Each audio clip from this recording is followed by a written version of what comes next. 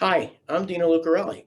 Welcome to our Mergers and Acquisitions Masterclass series, How to Buy and Sell Companies. This series is co-sponsored by Barnes Dennig, where I am a director and lead the Transaction Advisory Services team, as well as Northern Kentucky University's Center for Innovation and Entrepreneurship. So the Center for Innovation and Entrepreneurship also sponsors what's called their ETAP program, which is Entrepreneurship Through Acquisition program, whereby the university provides assistance and guidance and expertise to assist buyers in acquiring small businesses. So a little bit about myself. I lead the Transaction Advisory Services for Barnes Dennig, where we also assist buyers and sellers in handling the complexities of a transaction, a buy or sell transaction. So prior to being at Barnes Dennig, where I lead the practice, I had my own practice for about 15 years, wherein I assisted buyers, sellers, doing due diligence, structuring deals, obtaining financing. And in early 2019, my firm merged in with the Barnes Dennig practice, where now I have a bigger book, I have a bigger support team, and a much more talented group of people with whom to transact business.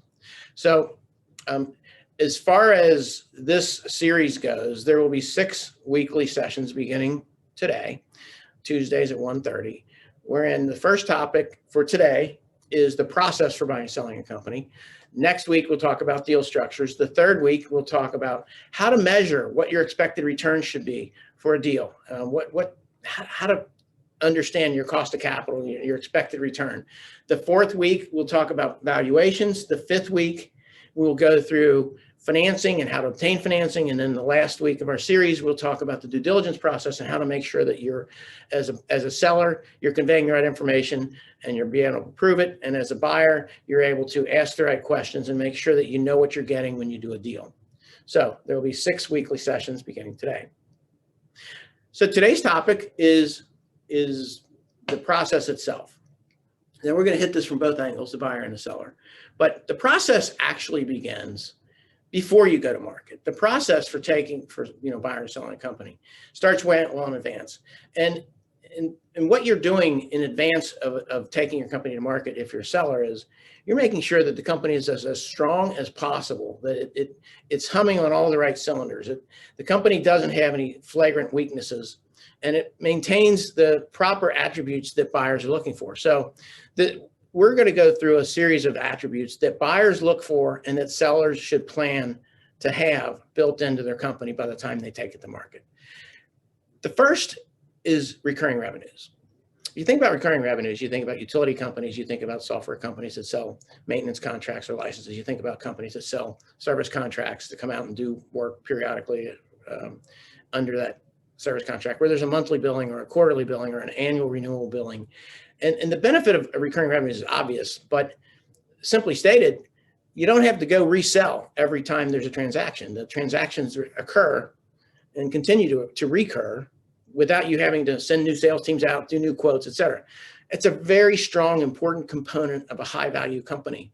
The absence of recurring revenues makes it much more difficult and puts a bigger onus on the seller to demonstrate the sustainability of the revenue stream. So if you don't have recurring revenues in your business today, think about how you could build a recurring revenue stream. What kinds of services could you provide on a monthly basis that you can bill for? Maintenance type services, checkup services. So I'll leave that to the sellers to think about that. But if you go to market and every deal is bid award, or every deal is you're chasing with a sales team and you hope you win it, it's a much more difficult company to sell, and you're going to be challenged on what the sustainability of your model is. The second thing, and this goes hand in hand with recurring revenues, is building a pipeline and a backlog of revenues. So we think of backlog, we think of, here's all the work that we have yet to do, that's signed up, that's committed, contracted work. And then here's the work we're chasing. That's the pipeline. So the pipeline is, here's all the opportunities we think we're going to get, or we think we have some probability of getting.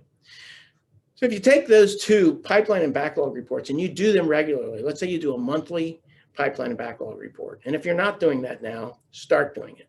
But at the end of each month, you say, well, as of the end of November 2019, we had, $5 million of committed contractual work that we were going to do over the next 6 months. And here's another 10 million of projects that we were chasing, target clients. And so one of the things that the backlog and pipeline reporting does is it gives you a baseline measurement. So you can take at the end of each month what your backlog and pipeline numbers were. And then you can look at what the actual numbers were that came in. So you can start to build a historical trend where your pipeline and backlog become a really important component of proving what your sales will be for the next year. So if you, let's say you, for the last 3 years, you've been able to demonstrate that your pipeline and your backlog reports constituted 70% of your sales for the next 12 months. Let's say that you could establish that. And I've actually established those kinds of relationships with sellers. Then at sale time, if you say my backlog and pipeline are X, then the buyer can reasonably claim or believe that X represents 70% of the next 12 months revenues. And it gives you some strong evidence of sustainability if you're the seller, and it gives you some comfort if you're the buyer. That, okay, I'm not walking in and hoping that the phone rings or hoping that somebody sends me an internet order or that our sales guys go out and chase and close some work. You have some corroborating information, corroborating evidence. So that's important. The backlog and pipeline reporting, often overlooked. It's a little bit of extra work, but you know, if you're not doing that to run your business, you should start doing that anyway, whether you want to sell or not. And from a buyer's perspective, again, it gives you some information that gives you some comfort that I'm getting what I'm paying for. One of the next issues is strong financial management and reporting.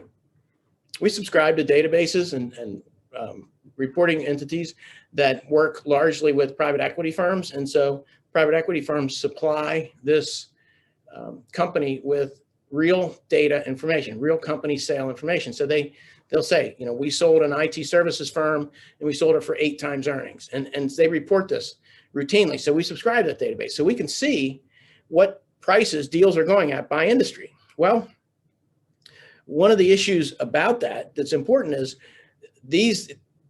we have been able to determine that the companies that have very robust financial reporting and management practices sell at higher multiples.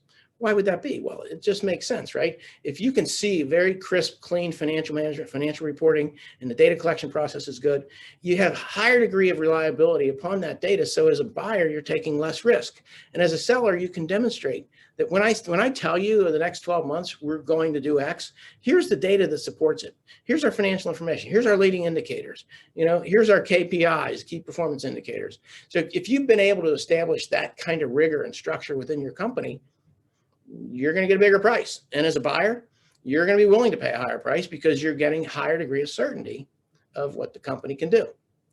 Another important element, the attribute that sellers should absolutely endeavor to implement sooner rather than later, is to make sure that you have a strong leadership team.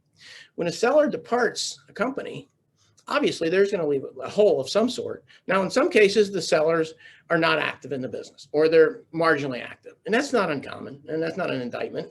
You know, the best companies actually work to have the CEO or the seller become less important and shift the responsibility to the leadership team that does not include him or her, so that when he or she leaves and sells the company continues. The company has the strength of leadership, the strength of continuity, and there's no big hole in the company that the buyer has to fill. Now, if there is a big hole that is created when the seller leaves and the buyer has to fill it, the buyer is going to discount the price. So let's assume that the CEO is also the lead sales guy. So he's the one that does all the new quotes and all the new bids, and he's active in the company. And when he leaves, the next buyer comes and says, well, I'm not going to be the salesman, so I have to hire a VP of sales. Well, let's say the VP of sales costs $150,000. Well, I'm going to discount the price because I'm not going to make as much money as the buyer as you're making as a seller initially. And I'm not going to pay you as if the thing's throwing off $1 million a year, because to me, it's only going to throw off $850,000 a year. Well, obviously, that's going to discount the price. And here's how it'll do it. So if your company sells for, let's say, 5 times earnings, and your earnings are $1 million, you're going to sell it $5 million. But if this sales issue comes up and you need to hire a sales VP, the earnings aren't $1 million, they're $850,000. So you're taking $150,000 off the price times 5. So you're going to discount the price by $750,000. And then it's up to the buyer to say yes or no. But the buyer, or I'm sorry, the seller, it's up to the seller to say yes or no. The buyer has to be mindful of what their return on investment is going to be so that they can have enough to pay off their bank loan as well as achieve their own expected return, which we'll talk about in a couple of weeks. But clearly, a company that leaves a hole in the organization chart when the CEO leaves is going to be challenged on the pricing side by a discount. Corollary to this is bench strength. Small companies don't have the same ability to hire deep bench for all their key people. So one of the things you should do as a small company is at least have some redundancy. So, well, we've got a service manager, but we have a tech in training to be the service manager. And at all times you maintain that sort of second in command so that no one person becomes super vital or a critical point of failure for your company. Really important to have that. So you have to have bench strength across most of the key disciplines. Certainly in a product and service delivery, it's vital. So if you don't have that, start to build it today. It will be a little bit more expensive to you, but the absence of a strong bench will clearly lead to a degradation of the price, a discount of the price. Again, small companies have certain challenges. One of the things we see all too often is the absence of a diversified customer base. So we'll see companies that may have one customer that's 30% of the revenue, and then the next customer is 20% of the revenue. And that's very difficult for a buyer because the buyer is taking on a much more vulnerable role that two customers could potentially put them out of business. And no buyer wants that. So to the extent you can diversify your customer base, do it now. I have an example, a very strong marketing firm that was doing about $12 million in revenue was doing about $3 million in cash flow or EBITDA, operating income, whatever you call it. And so the multiple in that space is like eight times. So 8 times 3, 24 million. So the problem with it is one customer represented 80% of the business. So if that one customer leaves, obviously game over, right? Well, the seller said, look, I've had a customer for 20 years, except the seller established that relationship. So as a buyer, now you can potentially get yourself comfortable with that. But from my perspective, I said, I would discount the price by 50% at least if I were a buyer. In fact, I wouldn't buy that company. The only buyer for that company, in my opinion, is a strong, strategic, big marketing company that's doing tens or hundreds of millions of dollars and could plug this one firm in as a specialty company marketing to this one customer. So, but, to the extent they're willing to do that, even that, there would be a lot of provisions and contingencies likely built into the contract to retain that client, or there would be some reductions in the overall price over time. Next would be modern facility and equipment. Sellers frequently will make an eyes open decision to reduce their investment in the maintenance of the facility and the upkeep of their equipment and the keeping the equipment latest generation. And it's understandable at some level. If I'm 3 years from retirement, why do I want to invest in the latest and greatest? It's not going to be to my benefit. Well, it will be to your benefit. Here's why. If you're 2 generations behind in technology of your equipment, and the buyer's going to come in and recognize this, right? And they're going to say, well, maybe I get another couple of years out of it. But the long and short of it is I got to invest $3 to $4 million in new equipment. And, I have to discount the price because they haven't kept it current. Same is true of your facility. If your facility is not clean and pristine and up to speed, buyers are going to look at, maybe have to move to a facility that is, in which case, again, it introduces an element of doubt to the buyer. And anytime a buyer has doubts or concerns, it generally translates into either discounting of the price or, worse yet, walking away from the deal. You don't want that to happen because you haven't maintained your facilities. I had that happen just 2 weeks ago. We visited a manufacturer and he acknowledged we're 1 generation behind on one of our biggest, most important production pieces of equipment. But it's serviceable as it does what we needed to do right now. It's just, there's not a lot of life left in it. Well, okay, it's fine for now, but a year from now, 2 years from now, the buyer is going to have to replace that stuff with the new stuff. And it's going to be expensive. And so what are they going to do? They're going to offer lower price to the seller. So it's important to maintain your equipment and maintain your facility. Further, on this note, a bit of extension, related matter is having a strong information technology platform. We see companies that are very cutting edge, and those companies tend to be held in high esteem by buyers. And then we see some that are, tend to be more manual or maybe using old systems. Well, the problem with that is a new buyer comes in and wants to have a company that information's available, information's flowing, the transactions flow smoothly.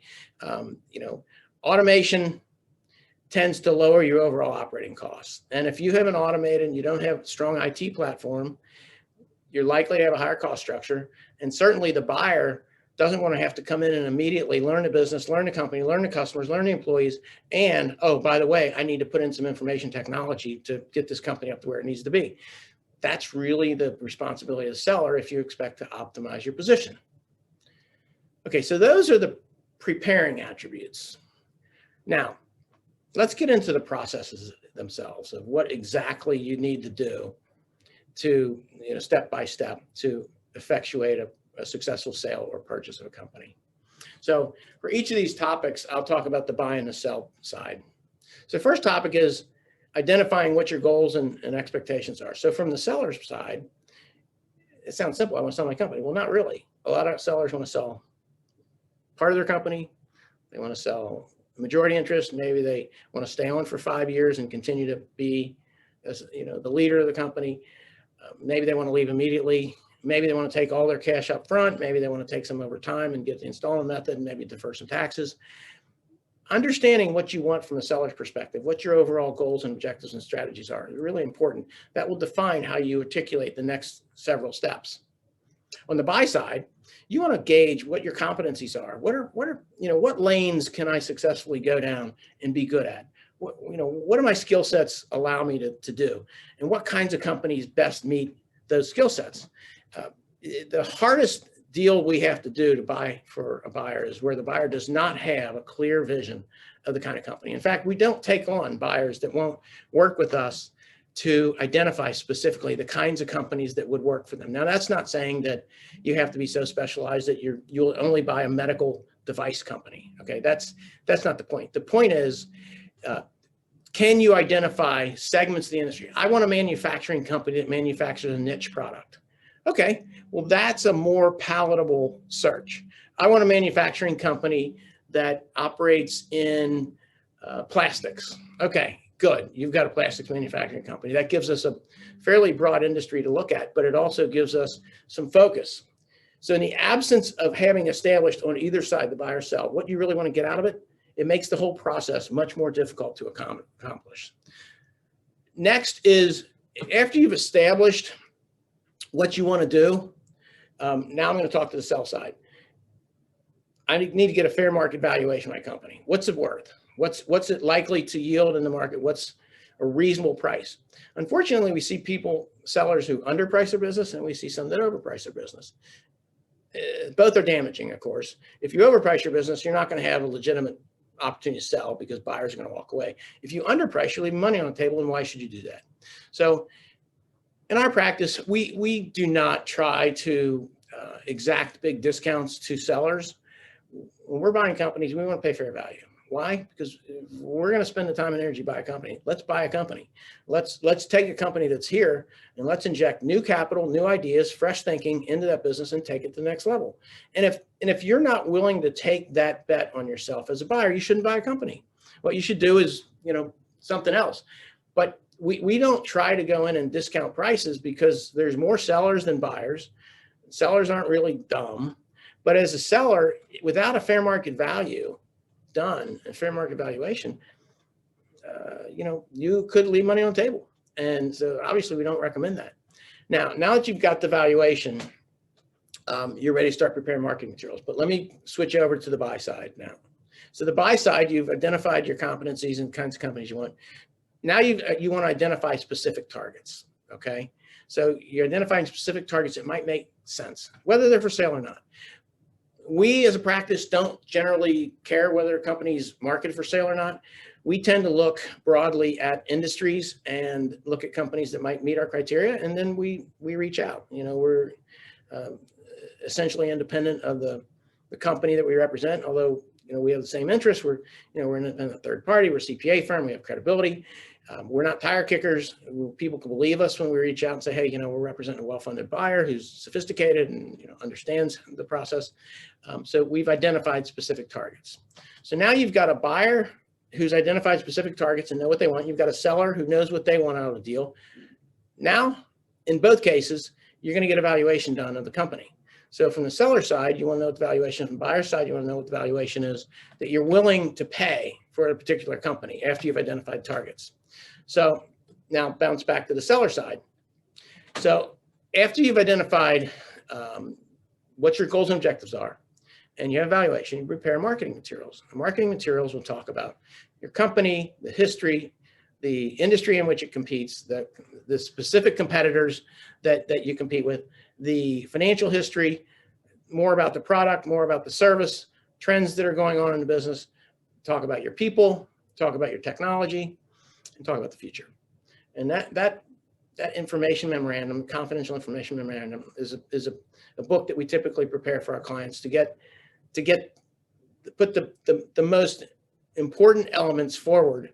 And also, we'll identify opportunities for improvement in the industry or in the company. So we try to make it as direct as possible and as clean as possible so that the buyers know what they're getting, what they're walking into.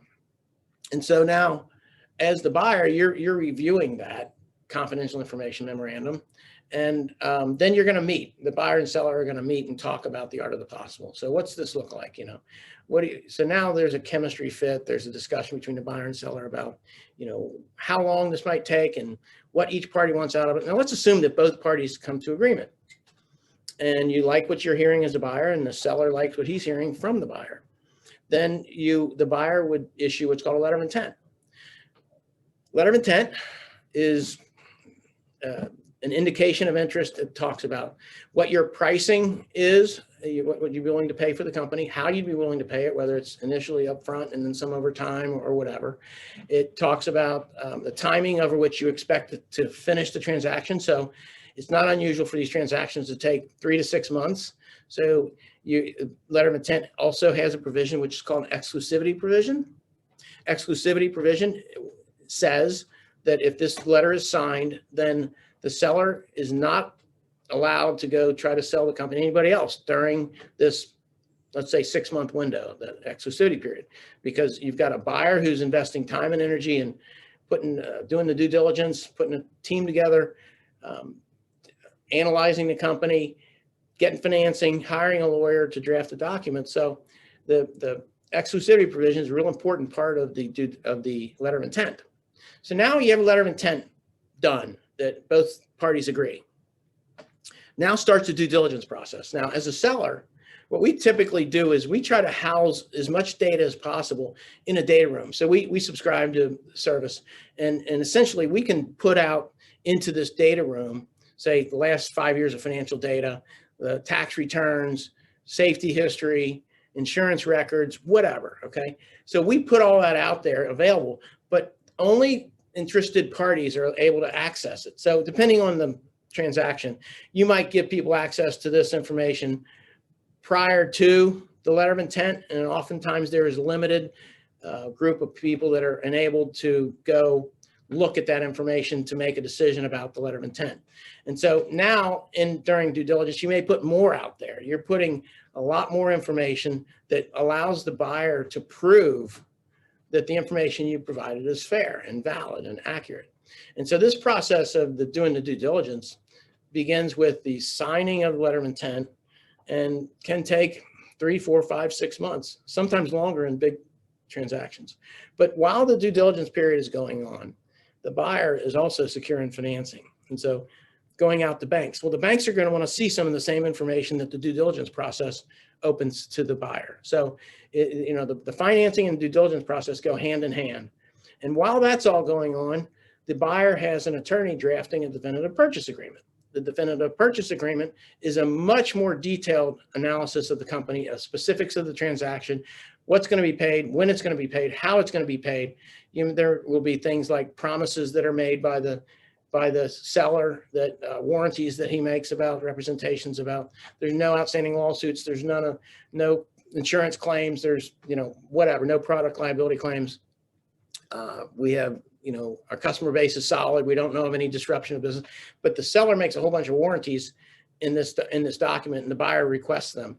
So now you have the due diligence process coming to a close, where the buyer has essentially vetted the information and says, okay, it's what you told me and it's fair. Or if it's not, here's the problems, and we need to agree to discount the price for some of these problems we saw, whatever. And there's continued negotiation. So the due diligence process is coming to a close, and there's discussion around the final pricing. The financing is getting finalized, and the commitments are being made by the lenders, and the definitive purchase agreement is getting finalized, and everybody's agreeing to terms and conditions there. So this all happens in tandem, and assuming that there's been proper disclosure and everybody's played fair in the game, you go to close. And so in a nutshell, that's the process. And, there's a lot of sort of divergences off of that path, but essentially those are the key steps that happen in the context of doing a deal. And that's the practice that we operate. We have a perspective that says there's benefits to having an independent party reaching out, whether you're a buyer or a seller. This can be a very distracting process, fraught with all kinds of